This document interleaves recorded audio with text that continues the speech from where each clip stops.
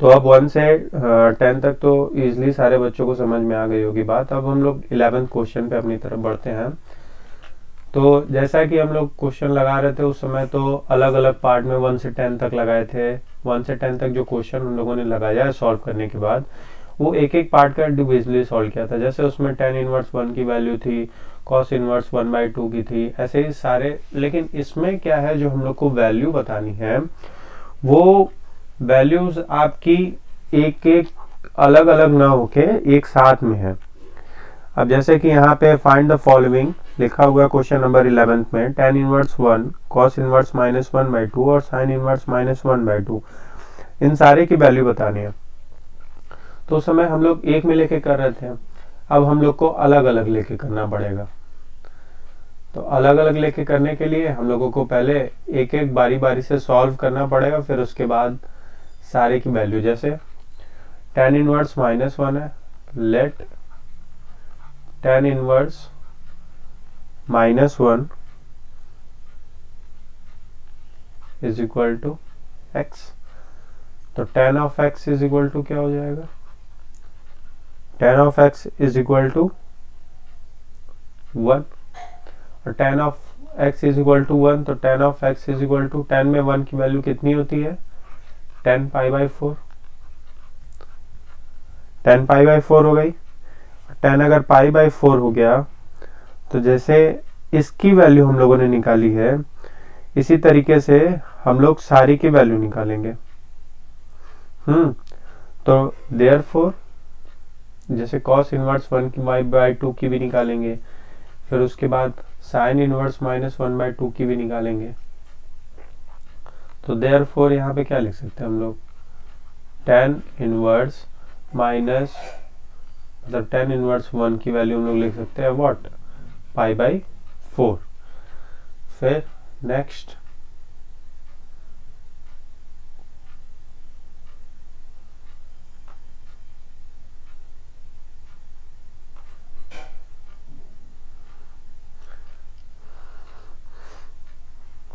cos inverse -1/2 late कर लीजिए y।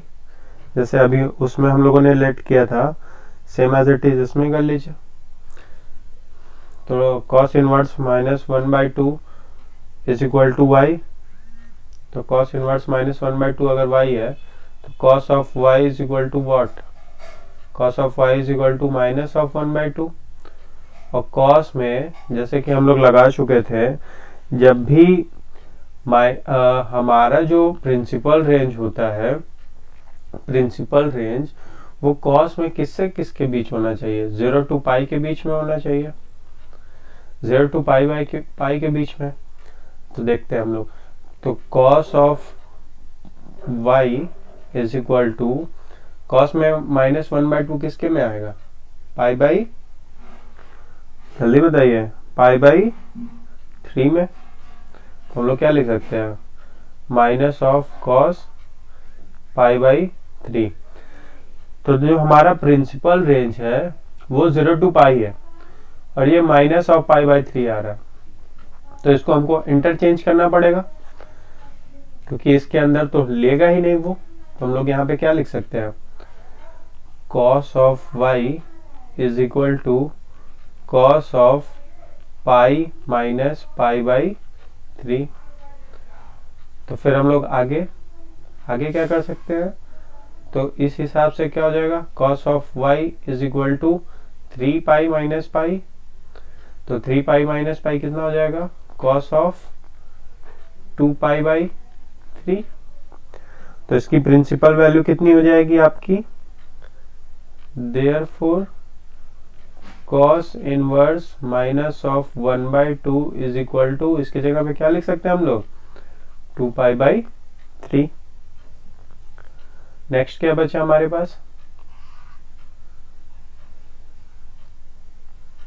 Next हम लोग के पास बचा है sin इनवर्स -1/2। लिखिए, let sin inverse -1/2 is equal to, क्या मान लिया हम लोग, z। तो sine of z is equal to क्या हो जाएगा, माइनस ऑफ 1/2।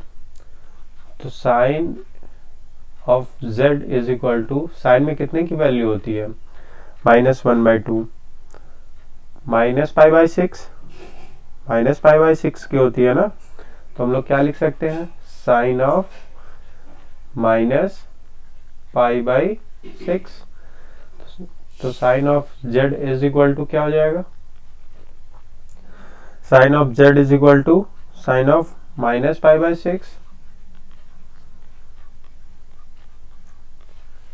फिर आगे हम लोग फिर therefore same as it is sine inverse minus of 1/2 is equal to what, minus of π/6, minus of π/6। अब सबकी वैल्यू याद रखिएगा, सबकी वैल्यू tan इनवर्स में हम लोगों ने क्या निकाला है, π/4। कॉस में हम लोगों ने क्या निकाला है, +2π/3। और उसमें क्या निकाला है, साइन इनवर्स -1/2 में माइनस ऑफ π/6। अब क्या करेंगे, एलसीएम ले लीजिए, सीधा सीधा तीनों का एलसीएम मिलाएंगे तो हो जाएगा 12। तो यहाँ कितना हो जाएगा, 3π -4 8π, और यहाँ पे हो जाएगा 2π। आंसर हमारा क्या आ जाएगा, 3π/4। अब इस जो अभी हम लोगों ने सॉल्व कराया है, इसको एकदम अगर किसी स्टूडेंट को नहीं आया समझ में, तो वो फिर से रिपीट बैक जाके देख ले दोबारा कैसे, कौन सा पार्ट कहाँ पे कैसे सॉल्व हुआ, और इसको नीट एंड क्लीन अपने कॉपी में नोट कर ले। ये रहा हमारा क्वेश्चन, इसको नीट एंड क्लीन अच्छे से समझ लीजिए और इसको अच्छे से एकदम अपने कॉपी में उतार लीजिए कि इन तीनों की वैल्यू अलग अलग आएगी। एक की आएगी π/4, एक की आएगी 2π/3, और एक की आएगी माइनस ऑफ π/6, और फिर तीनों को लेके यहाँ सॉल्व करके ये रहा हमारा आंसर। नेक्स्ट क्वेश्चन में बढ़ते हैं, क्वेश्चन नंबर 12। cos इनवर्स 1/2 और 2 साइन इनवर्स 1/2। लेट, जैसे अभी हम लोगों ने प्रीवियस क्वेश्चन में सॉल्व किया है, सेम एज इट इज ये वाले क्वेश्चन में भी उसी तरह सॉल्व करेंगे। तो cos इनवर्स 1/2 है, तो cos इनवर्स 1/2 है, फिर से let cos inverse 1/2 is equal to what, y। cos of y is equal to कितना हो जाएगा, cos of π/3। Therefore cos inverse -1/2 की जगह हम लोग क्या लिख सकते हैं, π/3। 2 sine inverse minus of 1/2 is equal to हम लोग क्या मान लेंगे, y। 2 sine inverse 1/2 is equal to क्या हो गया, y। और 2 sine inverse is equal to अगर y है, तो sine inverse of y is equal to what,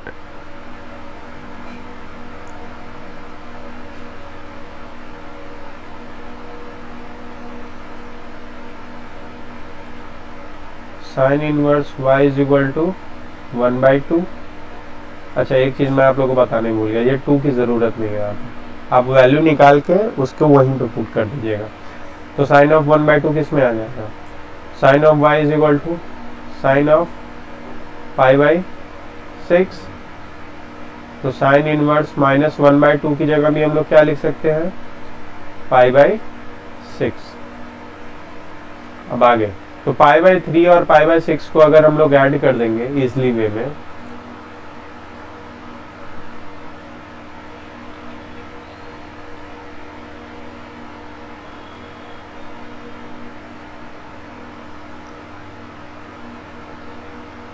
π/3 plus π/6 is equal to what, add कर दीजिए दोनों को, एलसीएम क्या होगा 6, 2π plus π is equal to what, 3π/6, यानी कितना π/2।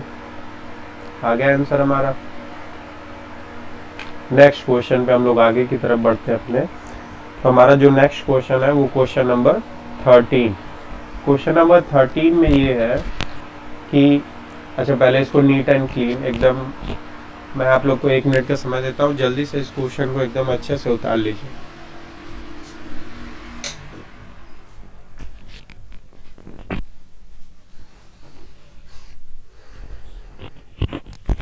हो गया? चलिए नेक्स्ट क्वेश्चन में बढ़ते हैं। Question number 3, sine inverse x is equal to y, then साई की वैल्यू कहाँ से कहाँ तक। अच्छा, एक बात बताइए, प्रिंसिपल रेंज कितनी होती है साइन इनवर्स एक्स की? प्रिंसिपल रेंज जो होती है उसी के अंदर ही हमारी वैल्यू होनी चाहिए। तो यहाँ पे हम लोग क्या लिख सकते हैं, देखिए sine inverse x is equal to अगर y है तो sine of y is equal to क्या हो गया, x। और हम लोग को इसका प्रिंसिपल रेंज पता है कि -π/2 से y, यानी क्वेश्चन नंबर 2। देखिए कैसे, it sine inverse x is equal to y है, तो हमें पता है कि we know that the range of the principal branch of sine inverse x का -π/2 से +π/2 होता है, देयरफॉर -π/2 एंड y2, यानी क्वेश्चन नंबर आंसर हमारा 2 है। ये क्वेश्चन नंबर अब आते हैं 14 में। क्वेश्चन नंबर 14 क्या है, tan inverse √3 minus of sec inverse minus of 2। As it is simple, जैसे उसका किया था, tan इनवर्स √3 है तो tan inverse √3 is equal to, फिर से हम लोग वही मान लेंगे, tan inverse √3 is equal to, let tan inverse √3 is equal to y, तो tan of y is equal to क्या हो गया, √3। tan of y is equal to √3 में कितनी होती है वैल्यू, tan ऑफ π/6। तो देयरफॉर tan इनवर्स √3 की वैल्यू कितनी हो जाएगी, π/6। नेक्स्ट इधर देख लेते हैं, सेक इनवर्स माइनस ऑफ 2, फिर से हम लोग मान लेते हैं अदर कांस्टेंट x मान लिया हम लोगों ने, तो सेक x इज इक्वल टू क्या हो गया, माइनस ऑफ 2। और सेक ऑफ x अगर माइनस ऑफ 2 है तो इस बात को आप ध्यान देने की अच्छी से हम लोग को जरूरत है कि ये सेक में माइनस ऑफ 2 है, तो सेक में माइनस ऑफ 2 है। फिर से सेक का रेंज कितना होता है, 0 to π होता है, और उसमें से माइनस ऑफ π/2 यानी π/2 उसमें नहीं होता। तो पहले एक सेकेंड इसको सॉल्व करिए। पहले सेक में सेक x इज इक्वल टू -2 किसकी वैल्यू होती है, π/3 की, तो माइनस ऑफ सेक π/3। अब फिर हम लोग क्या कर देंगे, तो माइनस हमको जरूरत नहीं है इसमें माइनस की, क्यों, क्योंकि ये माइनस ऑफ π/3 इसके रेंज में नहीं आता प्रिंसिपल रेंज के, और हमें प्रिंसिपल रेंज में ही इसका आंसर चाहिए। तो हम लोग क्या लिख सकते हैं यहाँ पे, सेक ऑफ पाई माइनस π/3, यानी कितना हो जाएगा, 2π/3। Therefore sec inverse minus of 2 की वैल्यू कितनी हो जाएगी, 2π/3। अब इसका ओवरऑल क्या हो जाएगा, π/6 प्लस 2π/3।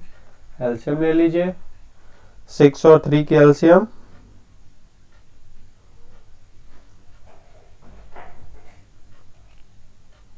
सॉरी यहाँ पे एक मिस्टेक हो गई। ये π/6 में जो वैल्यू है आपकी,